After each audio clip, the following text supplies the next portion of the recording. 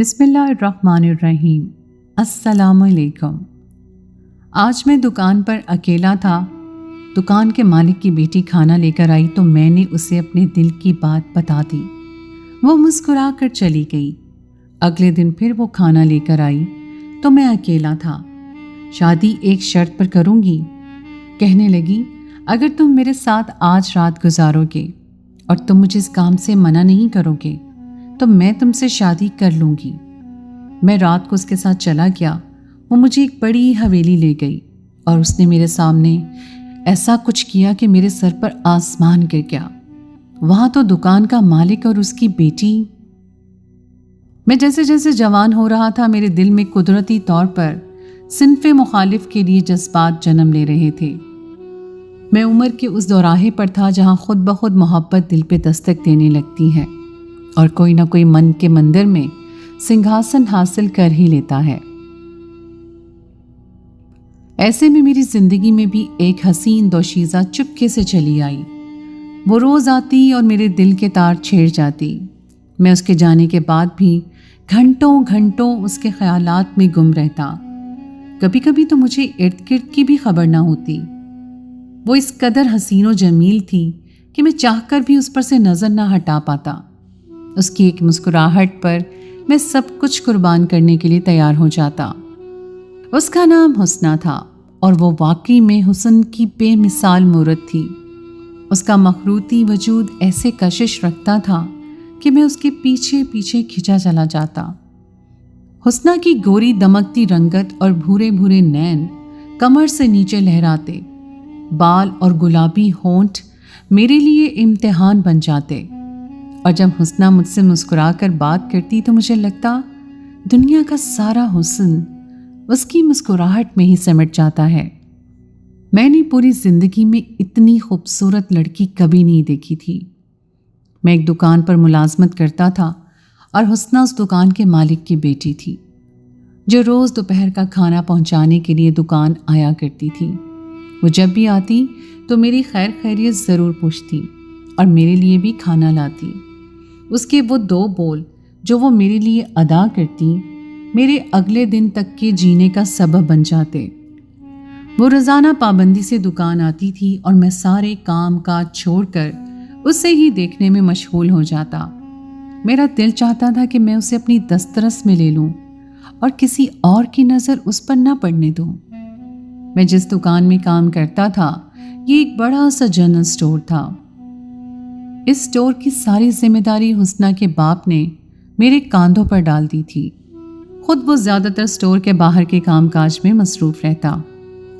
حسنہ عام طور پر جس وقت کھانا لے کر آتی اس کا باپ سٹور پر موجود نہیں ہوتا تھا۔ ایک دن میں نے بہت ہمت کر کے حسنہ سے اپنی محبت کا اظہار کر دیا۔ حسنہ حیران نظروں سے مجھے دیکھنے لگی، کیونکہ میں ایک سیدھا سادہ سا لڑکا تھا اور اس کو شاید مجھ سے ایسی امید نہیں تھی۔ میں نے پورے دل سے حسنہ سے اپنی محبت کا اظہار کیا اور اسے یقین دلایا کہ میں اپنی آخری سانس تک اس کا ساتھ نبھاؤں گا۔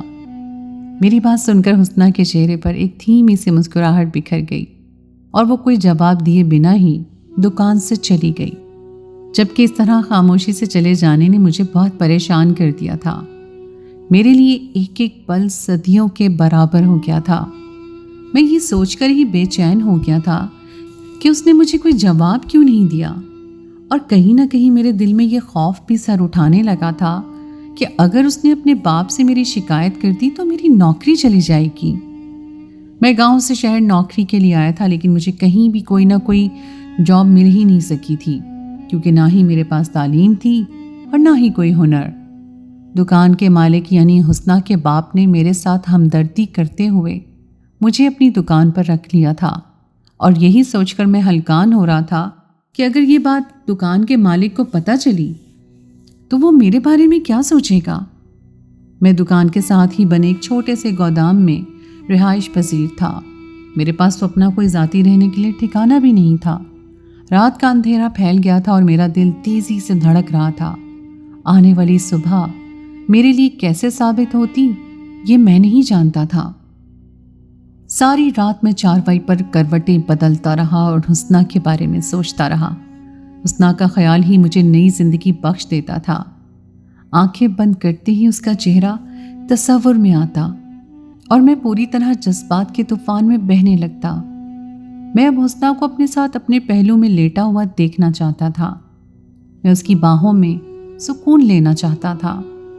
ساری رات آنکھوں ہی آنکھوں میں گزر گئی اور صبح ہوتے ہی میں دکان پر چلا گیا۔ دکان کے مالک یعنی کہ حسنا کے باپ کا رویہ معمول کے مطابق ہی تھا۔ آتے ہی انہوں نے مجھے دکان کا کام بتایا اور باہر چلے گئے۔ میں نے ایک ٹھنڈی سانس بھری اور سکون لیا تھا۔ یقیناً حسنا نے انہیں میرے بارے میں کچھ نہیں بتایا تھا۔ میں بہت بے دلی سے دکان کے کام کر رہا تھا۔ مجھے تو دوپہر کے وقت کا انتظار تھا جب حسنا کھانا لے کر دکان آتی تھی تو میں اس سے اپنا جواب طلب کرتا۔ اللہ اللہ کر کے حسنا کے آنے کا وقت ہوا تھا اور حسنا سہج سہج کر چلتی ہوئی دکان میں داخل ہوئی تھی۔ جس وقت حسنا کھانا لاتی اس وقت دکان پر رش نہیں ہوتا تھا اور آج بھی دکان خالی تھی۔ میں بے اختیار ہی اس کی آنکھوں میں آنکھیں ڈال کر اسے دیکھنے لگا۔ حسنا بھی بڑی بے باکی سے چلتی ہوئی میرے قریب آ گئی تھی۔ وہ میرے اتنے قریب آ کر رکی کہ ہم دونوں کے درمیان صرف سانسوں کا فاصلہ رہ گیا۔ اس کے وجود سے اٹھتی پرفیوم کی خوشبو میرے حواسوں پر چھا رہی تھی۔ وہ سرخ رنگ کے جوڑے میں آسمان سے اتری ہوئی کوئی اپسرا معلوم ہو رہی تھی۔ اس نے کہا کہ اگر مجھ سے شادی کرنا چاہتے ہو تو میری ایک شرط ماننی پڑے گی۔ اس کی بات سن کر میں ایک دم ہی چونک اٹھا تھا۔ میرے لیے اس سے زیادہ اور کیا بات ہو سکتی تھی کہ وہ اپنے منہ سے شادی کی بات کر رہی تھی۔ میں نے حسنا سے کہا کہ تمہاری خاطر تو میں جان بھی دے سکتا ہوں۔ وہ دھیرے سے مسکرائی اور کہنے لگی کہ تمہاری جان نہیں چاہیے، بس تمہیں اتنا ہی کرنا ہے کہ آج رات تم ہماری حویلی چلے آنا اور مجھے اس کام سے نہ روکنا جو میں کر رہی ہوں۔ تمہیں پوری رات میرے ساتھ ہی گزارنی ہوگی اور اگر تم ایسا کرو گے تو میں تم سے شادی کر لوں گی۔ میرے لیے بھلا یہ کون سا مشکل کام تھا؟ میں تو ہر رات ہی حسنا کے تصور میں گزارتا تھا۔ پھر رات اس کے ساتھ گزارنا تو میرے لیے خوشی کی باعث تھی۔ میں نے حسنا سے کہا کہ میں رات ہوتے ہی اس کی حویلی چلا آؤں گا۔ حسنا کھانا رکھ کر واپس جا چکی تھی اور میں اس کے جانے کے بعد سارا وقت آنے والے خوشگوار لمحات کے بارے میں سوچنے لگا تھا۔ رات ہوتے ہی میں اچھے سے تیار ہو کر حسنا کی حویلی چلا گیا۔ دل میں تھوڑا تھوڑا سا خوف بھی باقی تھا، لیکن نہ جانے کیوں مجھے حسنا کی آنکھوں کی چمک پر یقین تھا۔ حویلی کے اندر داخل ہونے کے بعد جو کچھ میں نے دیکھا، مجھے اپنی آنکھوں پر یقین نہ آیا۔ مجھے ایسا محسوس ہوا جیسے کسی نے میرے قدموں تلے سے زمین کھینچ لی ہو۔ یہ تو میرے تصور میں بھی نہیں تھا کہ مجھے حسنا کی حویلی میں یہ سب بھی دیکھنے کو مل سکتا ہے۔ میں بہت دیر سکتے کے عالم میں ایک کونے میں ہی کھڑا رہا کہ اچانک ہی حسنا کی نظر مجھ پر پڑ گئی۔ وہ مجھے دیکھ کر فوراً ہی میری طرف چلی آئی اور اس نے مجھے لے جا کر ایک طرف بٹھایا اور میرے سامنے اپنی شرط رکھ دی۔ میرے لیے حسنا کی شرط ماننا ناممکن تھا، لیکن حسنا کو چھوڑ دینے کا تو میں سوچ بھی نہیں سکتا تھا۔ حسنا کا باپ بھی وہیں موجود تھا اور وہ میری آمد سے باخبر تھا۔ حسنا میرے ساتھ وہ سب کر رہی تھی جو وہ چاہتی تھی اور میں دیکھتا رہا۔ میرے لیے یہ اذیت کا مقام تھا، لیکن میں حسنا کو چھوڑ کر نہیں جانا چاہتا تھا۔ حسنا کا باپ بھی پوری طرح مزے لے رہا تھا اور میں دل ہی دل میں سوچ رہا تھا کہ یہ کیسا باپ ہے جو اپنی بیٹی کو برباد کر کے خوش ہو رہا ہے۔ میرا تعلق کیونکہ گاؤں سے تھا تو میرے لیے عزت ہی سب کچھ تھی۔ میں نے ہمیشہ سے دیکھا تھا کہ گاؤں میں ہر لڑکی کو اتنی عزت دی جاتی ہے کہ اس کا باپ بھی اسے نظر بھر کے نہیں دیکھتا، اور حسنا کا باپ تو خود ہی اس کی عزت کا دشمن بنا ہوا تھا۔ میں خاموشی سے ساری رات وہاں بیٹھا تماشا دیکھتا رہا اور صبح ہوتے ہی تھکا ہارا واپس اپنی جگہ لوٹ آیا۔ حسنا نے مجھے اپنی حویلی سے نکلتے دیکھا تھا لیکن روکا نہیں تھا۔ شاید اب وہ میرا فیصلہ جاننا چاہتی تھی۔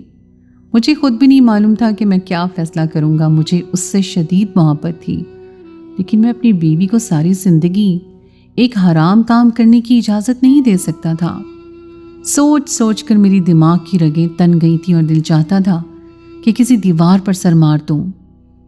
دکان کھولنے کا ٹائم ہو گیا تھا اور میں بوجھل دل کے ساتھ کام پر لگ گیا۔ وقت آج بھی بہت سست رفتاری سے گزر رہا تھا۔ دوپہر کا وقت ہوا تو پھر وہ کھانا لے کر چلی آئی۔ آج میری نظر جھکی ہوئی تھی، نہ جانے کیوں مجھ میں حسنہ سے آنکھ ملانے کی ہمت ہی نہیں تھی۔ اس کی خوبصورتی آج بھی پہلے سے زیادہ روشن تھی۔ وہ دھیرے دھیرے چلتے ہوئے میرے قریب آئی اور میری آنکھوں میں آنکھیں ڈال کر کہنے لگی کہ بتاؤ کیا سوچا ہے تم نے؟ کیا اب بھی مجھ سے شادی کرنے کا ارادہ رکھتے ہو؟ میں اسے دیکھ کر ایک دفعہ پھر بے خود ہونے لگا تھا۔ میں نے اسے کہا کہ کیا میرے لیے سب کچھ چھوڑ نہیں سکتی ہو؟ وہ کہنے لگی یہ ممکن نہیں ہے اور وہ ہر رات ایسے ہی گزارے گی۔ لیکن اس کے بعد جو کچھ اس نے کہا میں حیرت سے اسے تکتا رہ گیا۔ وہ مجھ سے محبت کا اقرار کر رہی تھی اور میرے ساتھ جینے کی خواہش کا اظہار بھی کیا تھا۔ حسنہ کہہ رہی تھی کہ اس کی زندگی میں میں بھی بہت اہم ہوں اور وہ میرے ساتھ زندگی گزارنا چاہتی ہے، لیکن وہ یہ سب نہیں چھوڑ سکتی۔ مجھے اب اس کام کی اسے اجازت دینی ہوگی۔ حسنہ کے گلابی نازک سے ہونٹوں سے اپنے لیے محبت کا لفظ سن کر میں جیسے جی اٹھا تھا۔ میں اس نازک کلی کو اپنی زندگی کا حصہ بنانا چاہتا تھا۔ میرے لیے تو یہ خیال بھی بہت خوش تھا کہ وہ میرے ساتھ میری باہوں میں ہوگی۔ میں اس کے ساتھ اپنے جذبات کو تسکین پہنچاؤں گا اور ہم دونوں ایک ہو جائیں گے۔ میں اپنے خاندان اور اپنی روایات کو اس کی محبت پر قربان کرنے کے لیے راضی ہو گیا۔ میں حسنہ سے شادی کے لیے راضی ہو گیا تھا، یہ جانتے ہوئے بھی کہ وہ ہر رات میرے ساتھ نہیں بلکہ حویلی میں گزارے گی۔ لیکن حسنہ نے وعدہ کیا تھا کہ وہ دن کا سارا حصہ مجھے دے گی۔ حسنہ کے باپ نے مجبوری میں حسنہ کی شادی مجھ سے کر دی تھی اور وہ اس رشتے کے لیے راضی نہیں تھا، لیکن نہ جانے حسنہ نے اسے کیسے منا لیا تھا۔ شادی کے بعد حسنہ نے مجھے حویلی میں ہی ایک کمرہ دلوا دیا تھا اور اب گودام سے حسنہ کی حویلی میں میں شفٹ ہو گیا۔ شادی والی رات بھی وہ مجھے چھوڑ کر چلی گئی تھی اور میں ساری رات اس کے انتظار میں کروٹیں بدلتا رہا تھا۔ میں جانتا تھا کہ وہ کہاں گئی ہے اور کیا کر رہی ہے، لیکن میں مجبور تھا کیونکہ میں نے اس سے وعدہ کیا تھا کہ میں اسے کبھی نہیں روکوں گا۔ حسنہ صبح ہوتے ہی واپس کمرے میں آ گئی تھی اور اس کے بعد اس نے مجھ پر اپنی محبت لوٹانا شروع کر دی تھی۔ میں اس کی محبت کی بارش میں بھیگ رہا تھا اور وہ ٹھنڈی پھوار بن کر میرے اوپر برس رہی تھی۔ حسنہ کا نرم ملائم وجود روئی کے گالوں جیسا تھا جس کو میں اپنے اندر سما لینا چاہتا تھا۔ کمرے کا ماحول بہت ہی زیادہ رومانوی ہو چکا تھا اور ہم دونوں ایک دوسرے میں گم ہو گئے تھے۔